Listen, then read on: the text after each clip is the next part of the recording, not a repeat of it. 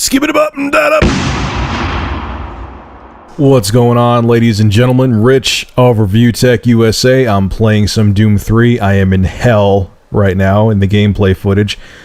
I never got this far the first time around when I played Doom 3, and this level, being in hell, is badass. The review for this game is coming within the next couple days.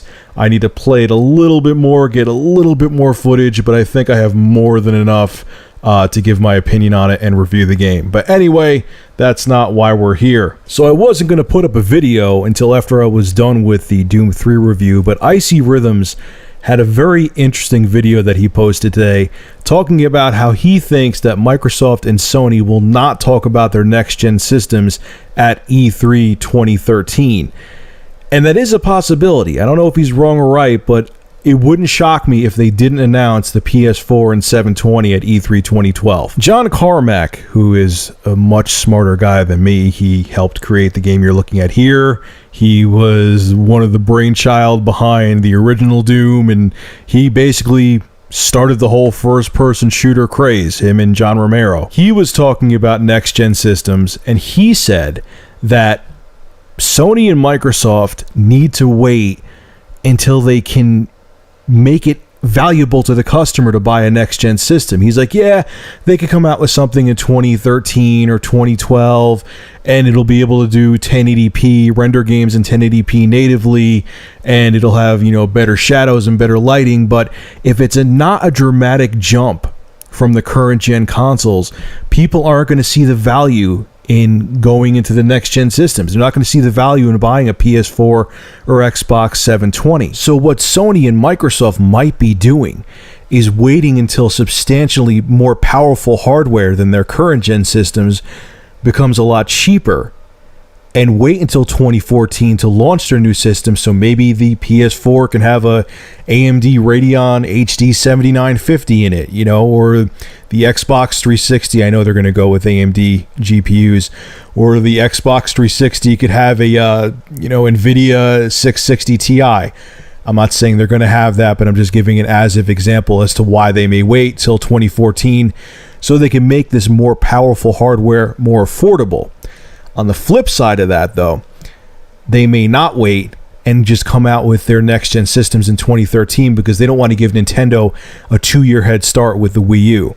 If they do that and announce the systems in 2013, I could pretty much guarantee that the Wii U, the PS4, and Xbox 720 hardware-wise are going to be almost identical. So multiplats are going to look exactly the same across all three platforms, and it's going to be a pretty even, hardware race or console race if the next-gen systems from Xbox and Sony, or Microsoft and Sony, I mean to say, are announced in 2013.